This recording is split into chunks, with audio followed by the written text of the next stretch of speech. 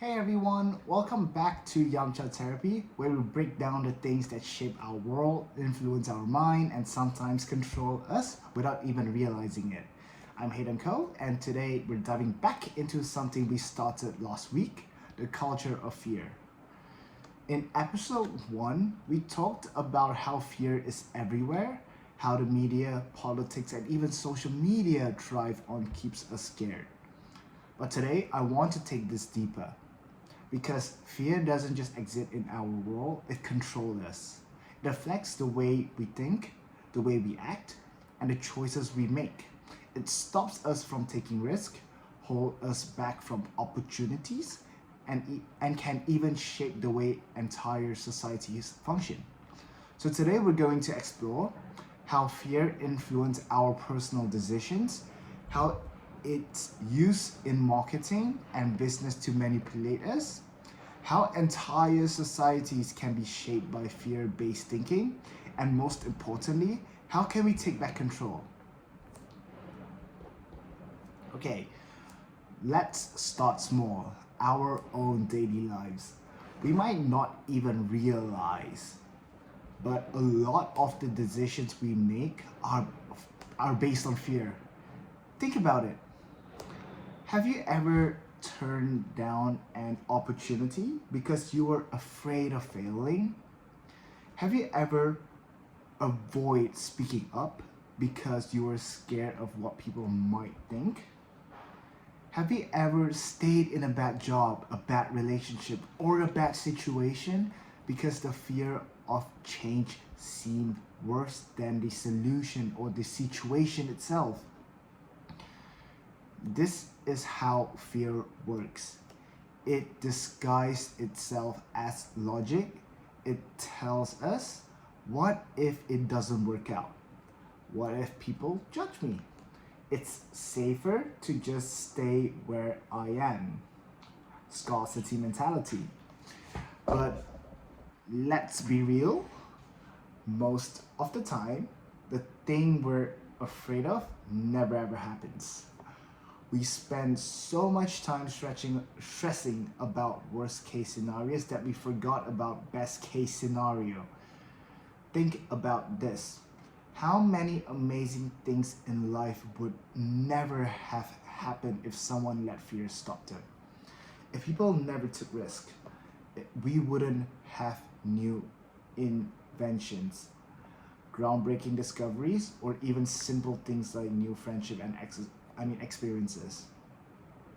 So the next time fear tries to stop you, ask yourself, is this fear based on reality, or am I just scared of the unknown? Because chances are the fear is just in your head. Now, let's step outside of our personal fears and look at something even bigger. How companies and advertisers use fear to control what we buy. Ever notice how most advertising is based on making you feel like something is wrong with you? For example, beauty industry. Are you aging too fast? Buy this cream. Fitness industry. Are you out of shape? I think you need this supplement. Security industry. Is your home unsafe? Maybe you could buy our alarm system. Insurance industry. What if something bad happens? You should get insured. It's not just selling a product, it's selling fear. They create a problem, make you feel anxious about it, and then offer their product as the only solution.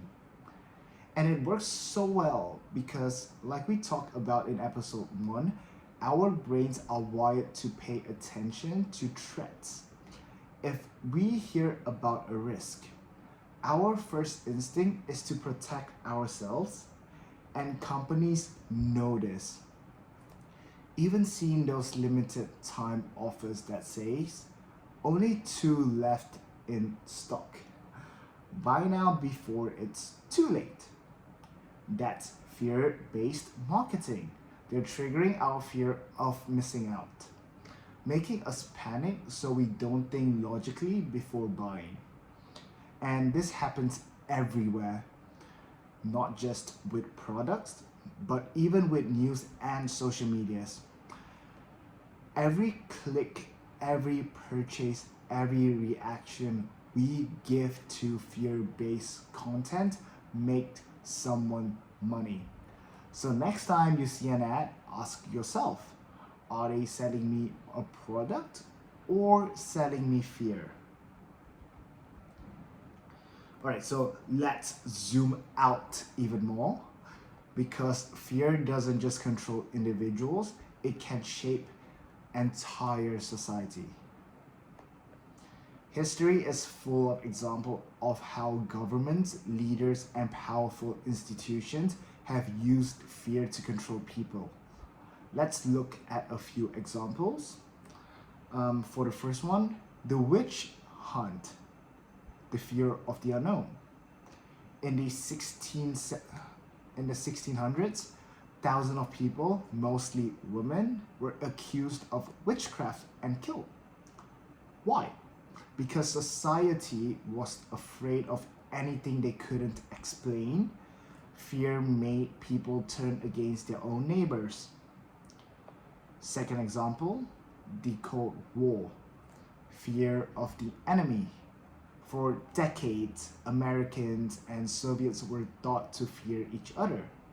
School ran nuclear drills, people built bomb shelters, and governments justified extreme surveillance, all because of fear. The post 9/11 fear of terrorism. After 9/11, fear led to mass surveillance program, stricter airport security, and even discrimination against entire group of people. Governments told citizens, we need to watch everything to keep you safe. And people agreed, because fear makes us desperate for securities. See the pattern? Fear makes people easy to control. It makes them trust authorities without questioning. It makes them willing to trade freedom for securities. And once fear takes hold of a society, it's hard to break free. So now we talked about how fear affects us personally in marketing and even in society. How do we fight back? Next time you're scared to make a decision, ask yourself, is this a real threat or just my brain overreacting? Am I making this choice because I actually want to, or because I'm afraid of what happens if I don't? 2, question the narrative.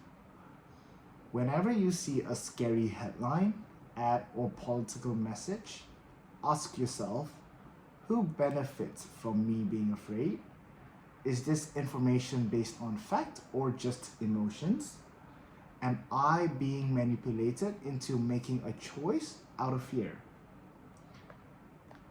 3, face fear with action. Fear loses power when we confront it. If you're afraid of public speaking, do it more. If you're afraid of failure, take small risk. The more you face fear, the weaker it gets. Alright, that's it for today's episode. Fear is a powerful tool, but once we see how it works, we don't have to be controlled by it. If this episode made you think, share it with someone who needs to hear. And if you have any thoughts, DM me at Yamcha Therapy. I'd love to hear your stories on how fear has affected your decisions. Thanks for tuning into Yamcha Therapy. Until next time, don't let fear make your choice for you.